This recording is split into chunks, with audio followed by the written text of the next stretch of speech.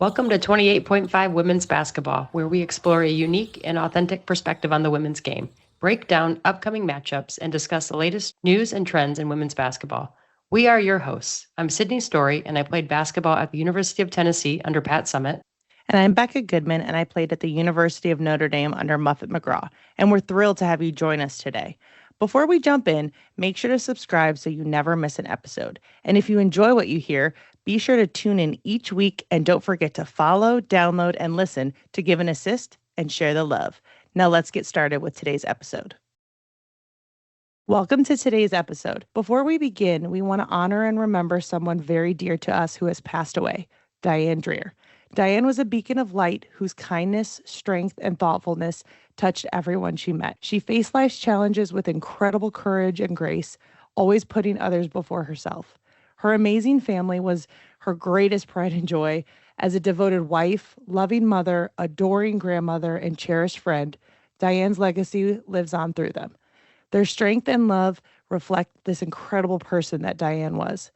Though she's no longer with us, her memory continues to inspire us to be better, to love more deeply, to fight like hell, and to live with the same resilience and compassion she exemplified every day. This episode's dedicated to you, Diane, aka Mama D, with all our love and gratitude. Mama D was such a big part of a lot of our AAU group and growing up. She was an amazing mother and just awesome to be around. And one of my favorite stories about Mama D is when we were down in Atlanta, Georgia, playing in a big exposure event. We're talking like UConn was there, so Gino was there. We're talking Tara and Pat. I mean, all the big dogs were there at this exposure event, and we had one game left, and our AAU coach couldn't coach us that day, so Mama D stepped right up and she coached us and had the best record of any of our coaches because she went 1 for 1 that day. And it was such an awesome memory. And it's one of the first things I think about when I think about Mama D, because she just kept yelling at us to box out and rebound pretty much the whole game. She didn't call any timeouts. She just was like that stable person on the bench for us. And it was such a fun experience and memory. And I just think about how much everyone's going to miss Mama D. And very well said, Becca. This episode's dedicated to you. So jumping into today's episode, we have 2 halves and an overtime for you. First half, we're going to talk through some upsets that recently happened and the top 25 AP poll shifts. So a lot of good insights there on some teams that are trending. And then the second half, we are going to talk about Unrivaled. That does start tonight, January 17th. So we want to kind of walk through what that's going to look like and how excited we are for that. And then we've got a quick overtime out there about some of the upcoming matchups that are going to happen this weekend heading into Monday. So full game for you of updates and commentary. Let's get started, Becca. Awesome. Jumping into this first half, we're going to highlight 2 close games. It's interesting when we talk about the top 25 and all the shifts. We have so much talent in women's basketball right now. I know we've talked about, there's kind of many tiers to the top 25, but back in our day, there was the cream of the crop, top 8 or 5, and that was it. And those never changed. There's been so many moves within this top 25. It's really been interesting to watch and just exciting to see women's basketball evening out a bit, where I honestly thought with the NIL, I thought it would get worse, if not more so just the top 5 stay the top 5. I thought NIL would come in and really dictate where people went. But it's great to see the flexibility of these teams and kind of how they've been moving through this. So 2 close games to highlight. Number 8, Maryland beat number 24, Minnesota, a score of 99-92. And this was at Maryland. Minnesota coming in, they were 16-0. They had not lost a game. They were one of the top 5 teams left that were undefeated before playing a top 10 team at their home court. And they really competed. Just high level stuff, right? They were gritty. They played tough defense. They were blocking out, rebounding. And then they had the offensive experience and confidence to knock down tough shots. So props to Minnesota. Awesome to see them in the top 25. I know they hadn't been ranked or beat a top opponent since 2019. So exciting to see them back. Another game that was pretty close was number 10 TCU beat an unranked UCF. But again, that score was 90-81. Great to see UCF in here. Again, putting up 81 points on a top 10 team. TCU has Haley Van Lith, Sedona Prince, a lot of veteran players there. Just great to see that balance kind of coming in and UCF being able to hold their own. Again, UCF played at TCU. So these top ranked teams getting challenges on their home court is always a good thing for women's basketball. Now we're going to jump over to two of the upsets that happened over the weekend. Number 22, Utah lost to an unranked Baylor 61-70. Utah has had some good upsets. They're 13-4 currently. They're the ones that have one of the two L's on Notre Dame in the Cayman Islands. So to see Baylor, this was again at Baylor. So Baylor's record's 15-3. Baylor really competed. I was watching this game and just blow after blow. Just when you think Utah was making a run to maybe take the lead, Baylor would come back and hit some clutch threes, backdoors, offensive boards. And at one point, Baylor was up by 11. So just again, wanted to highlight that upset and just props to Baylor for stepping up and really competing here. Yeah, Utah, that team that knocked off Notre Dame, I think they had put themselves on the map, and to see Baylor come in here and take care of business, that's a good game right there and a good win for Baylor for sure. Absolutely. Our other upset we wanted to talk about was number 24, Oklahoma State lost to an unranked Houston 76-79. Oklahoma just broke into the top 25, knocked out a few others that were, they've had some losses themselves, Iowa, Nebraska. They at one point in this game were up. Houston was up by 26. 26 Wow. points. This was at Houston. And I'm just this could have been an off game. Maybe a player wasn't in or playing. They were just out of sorts. Houston's record is 5-12. So for Oklahoma State, their record of 14-3, they've had some great competition. They've been able to break into the top 25. They go to Houston and they just struggle. I will say Oklahoma State's coach made a great shift towards the end of the game and started a full court press in the fourth quarter, which really caused some crazy turnovers by Houston. You could really tell they were struggling just with the pressure and to handle the ball, but they were able to get it close, and then Houston was able to hold on by 3. So congrats to Houston on having that upset there. Jumping into our top 25 poll, we currently have 3 teams that are still undefeated, which I think is pretty nuts. UCLA 16-0, kind of expected, right?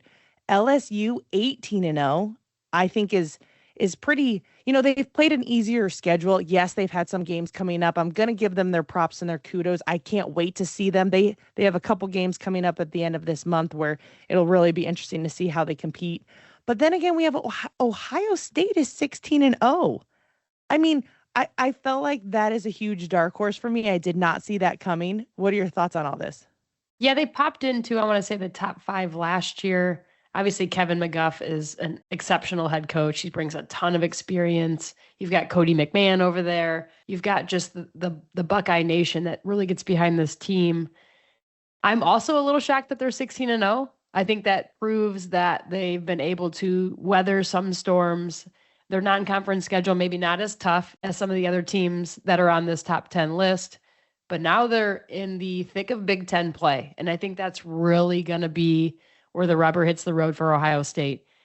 The Big Ten, we've talked about it a ton, almost every episode, is so strong this year. So I think that's going to be where we really find out what this Ohio State team is all about. And it's coming up here in the next couple of weeks and the next couple of matchups they've got. So that's a interesting one for sure. It's funny because we've noticed a few transitions, right? When we talk about teams that have fallen out of the top 25, you have teams like Iowa. They had two big losses. Nebraska's also, Nebraska's gone through the UCLA USC sweep, so they've had a tough schedule, but they bounced back nicely. Michigan also, I know we were really looking at Michigan State, but again, I think it just shows you how competitive that Big Ten is. And then just to highlight teams coming in, we have the Oklahoma States who just lost to Houston, so we don't know where that will set them at the end of the week. And then Minnesota, who also just had a great game against Maryland and is really showing that they deserve to be here. There's obviously other teams that are receiving votes. This is all voted in, right? So you have your Michigan, Mississippi State, Indiana, Creighton, Ole Miss, just to name a few. So these rankings that's just what they are, right? They're rankings, but it's always interesting to see the ebb and flow of them and what type of reaction comes after big games or big L's.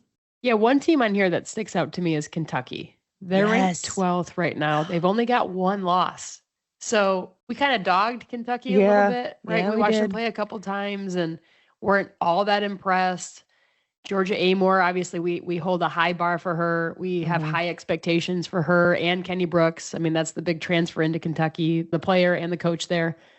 So I'm also curious about Kentucky and how they weather the SEC. Like, those are the two teams on here, when I look at the entire top 25, that are kind of the wild cards. Ohio State, obviously being undefeated, playing in the Big Ten, and then Kentucky with just one loss, but also has to play in the SEC. This is a huge turning point in the season for both of these teams, because if they can knock some teams off in conference play, we could easily find them in the top 5 before we know it, if they continue to win out. And are they capable of winning out? Do I think Kentucky is capable of winning game over game over game in the SEC? I don't, against maybe an LSU or a South Carolina or Oklahoma or a Texas, but they have that opportunity to prove themselves. Whereas Ohio State, I think, maybe does have a little bit more of the edge in the Big Ten. So I think those are the two to me that I'm really excited about watching the next couple of weeks here, because they, as I said, they could turn the corner here and put themselves in the top 5 if they keep winning. You know who I'm going to just piggyback on, and just, you had Kentucky at the 12. I'm going to go one more down. Kansas State at the 11. Right. 17-1, right? In the Big 12, still probably has to play TCU, the Utahs, the Oklahoma States that, Utah and Oklahoma State, we don't really know consistently what they can bring. Yes, are they great teams? Yes, are they rightfully in the top 25? Yes. But it's going to be interesting to see how they play and compete. Kansas State also has Iowa State, which I know has been on and then off. So just very interesting to see, and absolutely a team I think I'm going to really start digging into and just watch some of their games to see how it's going, because that's a super impressive record for any team, let alone Kansas State, which we really probably haven't seen or looked at as a big women's basketball team. Yeah, so you've got Ohio State in the Big Ten, we're earmarking as a team to watch. We've got Kentucky in the SEC, also earmarking as a team to watch. You mentioned Kansas State in the Big 12. Jumping to the ACC, right? Because the ACC is that one conference that is out there. Yep. California. I agree with wins, you. 2 losses. That might be the team in the ACC. Obviously, we talked Georgia Tech because they were undefeated for a while until they had back-to-back losses. Maybe California is that dark horse in the ACC. That's going to be interesting for them too. I agree. That's a great call out. California is absolutely a team that has become on my radar. Somebody I'm definitely going to start watching, and to see them, in the rankings here and to see how they're going to be in conference. You never really know when teams are challenged and when they play against those big top 5 teams even, but I think the ACC is pretty loaded with talent this year, so it'll be good to see where they stack up. Absolutely. And just for the listeners who maybe haven't checked the poll out, just to run 1 through 10 and where it's sitting, UCLA sitting at number 1, followed by South Carolina at number 2, Notre Dame at number 3, USC at 4, LSU 5th, UConn at 6, Texas at 7, Maryland at 8, Ohio State at 9, and TCU at 10. So a pretty stacked top 10 right there. Going to be interesting to see how conference play continues to play out and where things do shift. We've got 7 teams in the SEC top 25 right now, 6 teams from the Big Ten in the top 25, 6 also from the ACC, and 5 from the Big 12. Speaks to the parity across these big 4 conferences here in the women's game. And we've seen this shift a little bit. Some of these Big 10 schools have dropped out of the top 25, a couple have sprinkled in. But really, to see all 4 of those conferences at least have 5 teams in the top 25 is super exciting for women's basketball, because the parity, and you mentioned it at the very beginning, is there. So that's super fun. And jumping into our second half today, we are going to talk all about Unrivaled, this brand new league that is just about to start tonight, Friday, January 17th. And we've mentioned it before. We've kind of given a brief overview of what Unrivaled is and what this league is going to entail. Wanted to kind of walk through more of it today and give it its true highlight before we start the season. Weird to be starting a season within a season. Doesn't happen a whole lot in women's basketball, but we're here for it. So interesting to note that the WNBA's inaugural season was in 1997. And many of the league's players had to head overseas to continue playing basketball in the offseason, basically to make money, right? WNBA certainly back then was not paying enough. So you saw most, if not all, of these players from the WNBA head overseas and make money in the offseason, both to supplement their income and to find high-level competition. So going across the globe, you're playing against people from all over the place. Good experience, but a lot of wear and tear on bodies, a lot of being away from home and all that good stuff. So this new league with Unrivaled, it was founded by Brianna Stewart and Nafisa Collier. Unrivaled is providing an opportunity for 36 of the top WNBA players to remain in the United States for an 8-week, which is not that long when you stop and think about it, including the playoffs, an 8-week season that's going to run from January 17th to March 17th.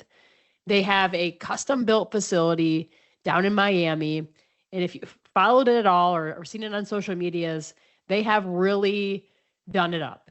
And it's really centered around care and what the women who are playing there want for their families, for themselves. I mean, the facilities look decked out. The weight room looks awesome. There's a daycare there for kids. So it's really a cool thing that they're going to be all in one place.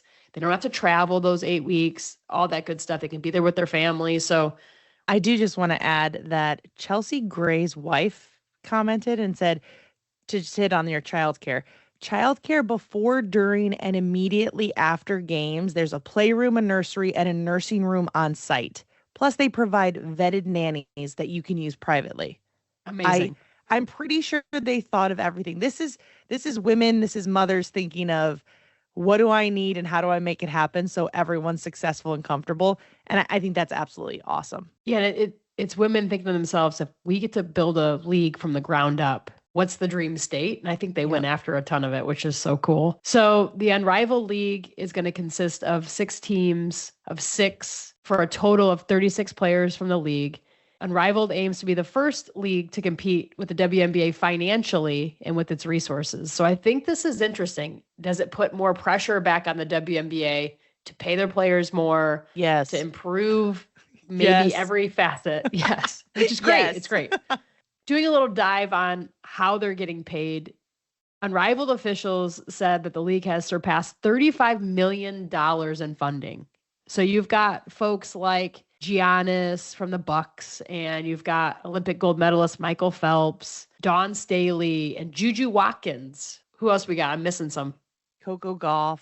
Yeah, she just committed some as well. I mean, it's amazing to see investment from big time players, but also in every different sport. I think that just shows the support overall for athletes in general being successful within the states and making this really work. The average salary in the WNBA in 2024 was about $120,000, with the high around $242K. Unrivaled has a total salary pool of $8 million, which puts the league's average salary around $222,000. Oh my gosh. And this is 8 weeks, right? Don't have to travel, all on site. You're playing in a smaller court, 3-on-3. Awesome. In addition to their salary, the Unrivaled players get equity in the league. So also, again, dream state, if we're going to create a league, how do we want to benefit the most from it? Okay, let's become equity stakeholders as the league develops here. Pretty cool. Absolutely awesome. I mean, I couldn't think about a better scenario. And I think maybe that's these women, the ones that are going overseas who are coming back and playing the WNBA. I mean, I think they just, Brianna Stewart and Nafisa Collier just sat there and drafted out what would be the ideal state. And honestly, it's nice it's not that long. It's nice you get a break and you have holidays with your family. Then you go to prepare at a training camp and then you're in season. Then you get a little break. Then you get into WNBA season. I think it's genius. Why not? Why not? It's great. So who is in this league? Let's talk about the players here. As you mentioned, 36 players, 7 number 1 WNBA draft picks. Aaliyah Boston, Ryan Howard, Sabrina Ionescu, Jackie Young, Stewie, Jewel Lloyd, Brittany Griner, and 1 WNBA MVP with Stewart, and 17 former Olympians. I mean, these are the cream of the crop. It's not like they went after or people were interested that just sit the bench and don't play much. These are the best of the best that are without a doubt taking away talent and opportunities from those teams overseas who rely on those WNBA players coming over every year. Cameron Brink is also going to be in it. She was the number 2 pick in the 2024 WNBA draft last year. Only 2 big celebs that I would say in the WNBA that aren't in it is Asia Wilson, and who was reigning WNBA MVP, and then Rookie of the Year Caitlin Clark. Those 2 have a lot going on. No ill will towards them. Completely understandable. Kelsey Plum is another one who had pulled out. She was on a roster and then pulled out. I think that the best part about this league is it's an opportunity. It's not a mandatory. And I think that is so helpful for all these people who are like, I kind of want to see how it goes. Or maybe they just need a timeout, right? Life happens. You're not a basketball player 24/7. You have things outside, family, extracurriculars, business opportunities. So it's nice to see that this is an option that it looks like they're going all in on, so that this is a yearly thing. It'll be interesting to see if we get Caitlin Clark or Asia Wilson in the years to come, if this really gets traction. And it's a good point. I think it's an extra for a lot of these women, and maybe the out of not having to go overseas if they're not making the big money like Asia Wilson and Caitlin Clark are. Yeah.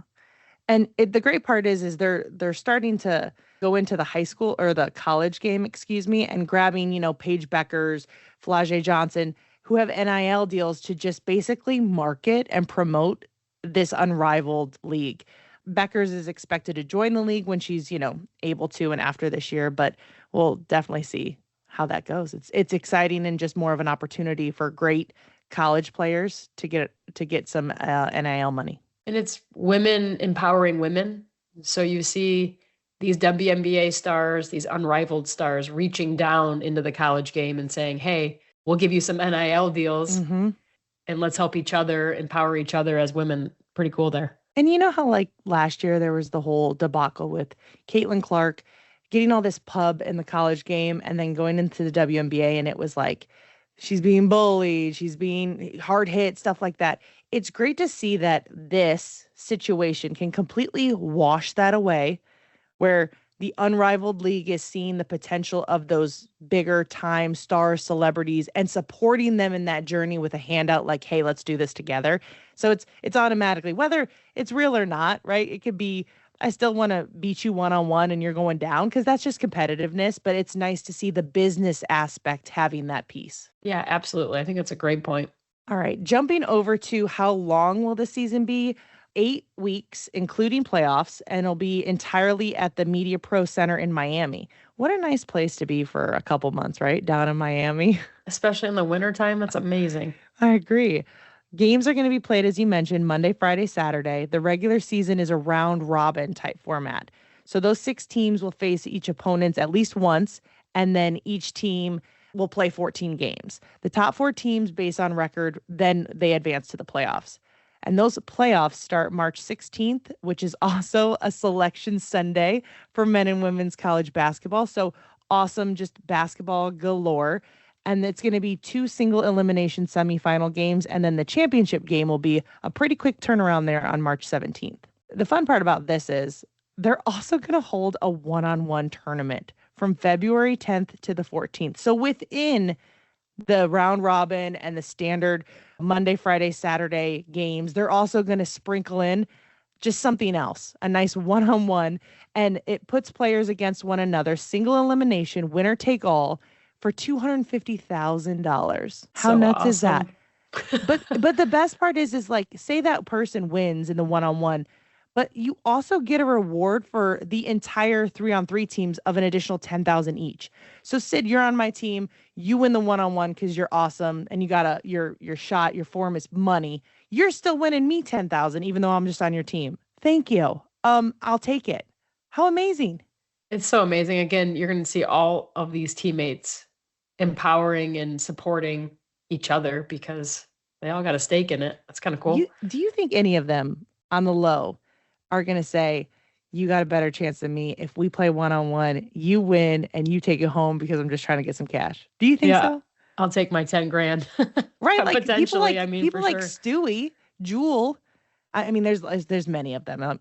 There's no one person that's like, oh, I wouldn't pick them to win. But it's just crazy, right? Like they're probably going to do it to where they don't play their teammates one-on-one in the beginning, right? And at least try to make it interesting. But wow, absolutely awesome. I'm jealous, and it kind of takes us back to those 3-on-3 Gus Macker days where you'd play in a parking lot in a big tournament, just half court. Very awesome, and I'm pumped to watch. Yep. And so Unrivaled will be played on a smaller full-size court. So it's going to be 49.2 feet by 72 feet. So it's a condensed full court rather than the half court that you see at the Olympic events for the Olympic 3-on-3. So I think that's kind of cool. They just shortened the court, but it still be a full court. Each Unrivaled game will feature 3 7-minute quarters and a fourth quarter that the league is calling the winning score.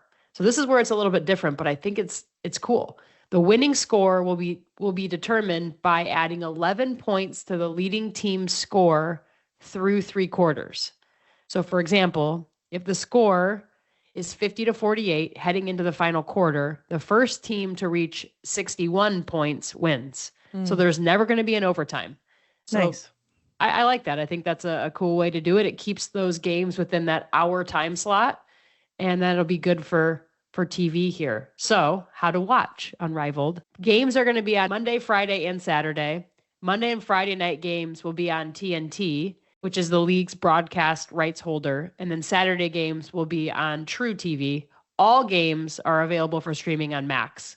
So pretty cool. TNT to be the league's broadcast rights holder. That's a big broadcaster right there, right from the start. Awesome. Super excited, and I'll definitely be able to watch many of these, all of these. Yeah, it's going to be fun. So with the rosters that are out there, Becca, I think we've already chatted on it a little bit. We think one of the rosters is maybe the winner here, but it's so difficult because all of these teams were selected by coaches, and they were selected before the coaches knew which team they were going to pick. So they're very even, right? They really tried from position to position to make them as even as possible. So when you go through all the rosters, it's like so hard to pick a winner. But we talked about Team Mist being one that's worth maybe watching up front here. Brianna Stewart, Jewel Lloyd, right away, those two are two of the best in the league, best players in the world. And they're two that the Unrivaled Corporation heard and listened to fans, wanted to see them get back together and play again from their time in Seattle. So super cool to see not only Unrivaled make that happen, but be supportive of it. So props to them. That'll be absolutely exciting to see Jewel and Brianna back. Yep, absolutely. And Courtney Vandersloot's on that team. So you see Courtney be able to play with Brianna in this league. They also play together in the New York Liberty, and Courtney Vandersloot is so talented as a point guard. I mean, she's phenomenal to watch. I'm excited to see how she plays in 3-on-3 ball, right? It is a little bit different. There's going to be more spacing. It's going to be a quicker pace. Rakia Jackson's on there. Shout out to the Lady Vols. Lady Vols for life. She is, I think, a dark horse on this team because this girl can flat out score. And if you think about 3-on-3 ball, you want girls that consistently can put the ball through the hoop. And Rakia Jackson is that type of scorer. So it's interesting. Yeah. Aaliyah Edwards is on there. Yeah. And Aaliyah is a smaller, we say smaller because she's not like 6'8", right? But she's a dominant post player from UConn. One of the normal bigs that they always have that just they make amazing. So I'm not looking at her to do anything too much, but I think she's just going to be in the right place, the right time, and always get buckets for them. Because when you have people like Jewel Lloyd and Brianna Stewart just going off, why not just be there for cleanup crew, get your own, and then defense shifts, they go over rotate, now you're open, right? And let's not forget Dejanay Carrington, the WNBA's most improved player in 2024, and an absolute competitor. This girl she wants to win no matter what. And you've seen that in her WNBA games where she gets a little chippy, right? But it's all because she wants to win and has that drive too. Yeah, she had a phenomenal career at Stanford, did her grad year at Baylor. I mean, she's fun to watch. If you had to pick of this team here, if you had to pick the 3 starters, who do you go with? Man, well, You pick 3 starters, but do you want to make sure, like, you're not, are we subbing Tennessee style here? 3-3? Like, what are we doing? You could, I guess. I'm going to go with Brianna Stewart because she's one of the stakeholders of the league. So you go on out. And I think Rakia Jackson and Jewel Lloyd. Okay. I feel good about it. What about you? I mean, it's hard for me not to pick a Lady Vol there. Brianna Stewart, I think, might be one of the overall top picks in this entire league. I've talked about how I think she's the GOAT. Brianna Stewart for sure. Jewel Lloyd would be the second one I'd throw out there. And then I'm torn between Aaliyah Edwards and Rakia Jackson. Do you try to bring more of a more post play into some of this, or does post play kind of go away a little bit because it's 3-on-3 and there's spacing? And if that's the case, then I would also go with Rakia Jackson because, like I mentioned, the girl can flat out score. Courtney Vandersloot everyone on here. Yeah. That's the tough part, but I like your top 3. I think it's going to be interesting to see who they start now. I'm going to be paying attention. I know. I agree.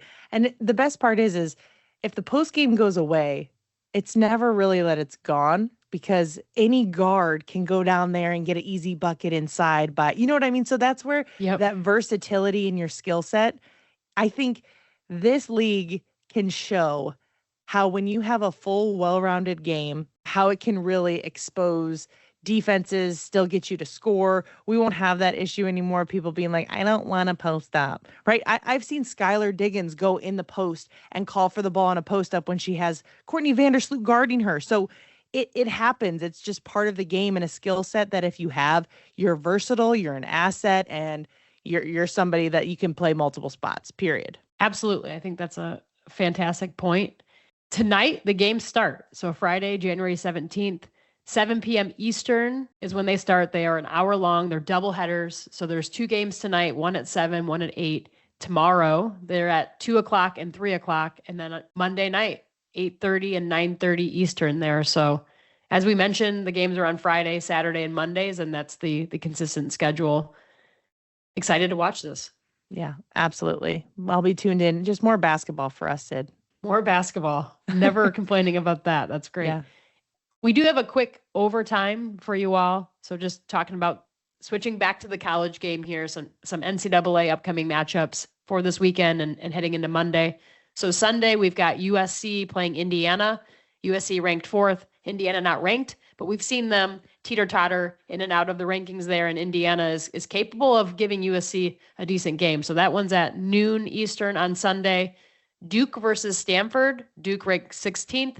Stanford, again, one of those teams that toggles in and out of the top 25. I think Stanford's capable of giving Duke a tough game here. So that's a good one to watch. Also, upset alert maybe on that one.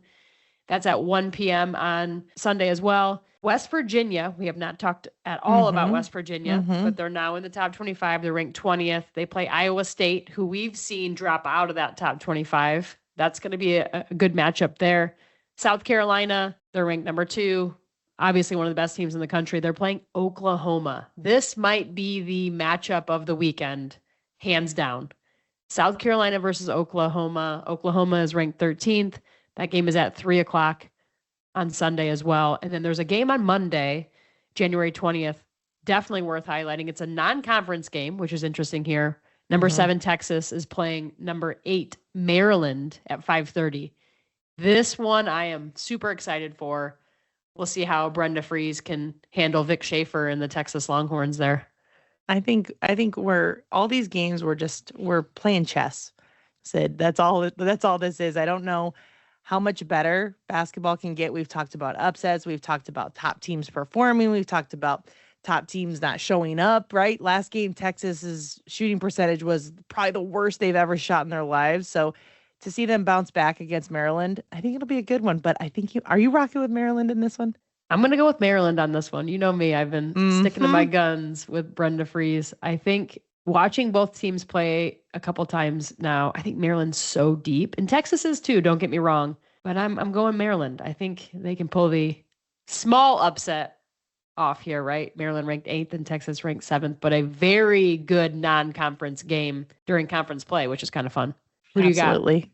I got Texas. I think they're going to bounce back. I think they're mad. They're angry. They're going to try. They've been shooting their arms off, just getting ready for this. So I'm going to rock with Texas. All right, everyone. Well, thanks for tuning into our episode this week. In the first half, we talked about some two close games, two upsets, and then we just talked about the overall top 25, the shifts and how that all works. And then in our second half, we dug deep a bit into Unrivaled, the good and the great, and how well it's going to go and how excited we are to watch. So tune in. We'll be back with more. Great. Thanks for listening, everyone. Hit us up on our social medias. Leave us some comments, some good questions that we can use for the upcoming Team Huddle episode. And we look forward to talking to everyone soon. See you, Sid. See you, Beck. That's the 28.5 final buzzer for today's episode. Don't forget to hit follow and download on your preferred podcast platform to catch every play-by-play. New episodes drop each week throughout the season. If you've enjoyed our courtside chat, drop us a review or follow us on our social media accounts where you can send us questions that may be selected for our Team Huddle Q&A episodes. And remember, from females who have played the game, the size of the ball matters.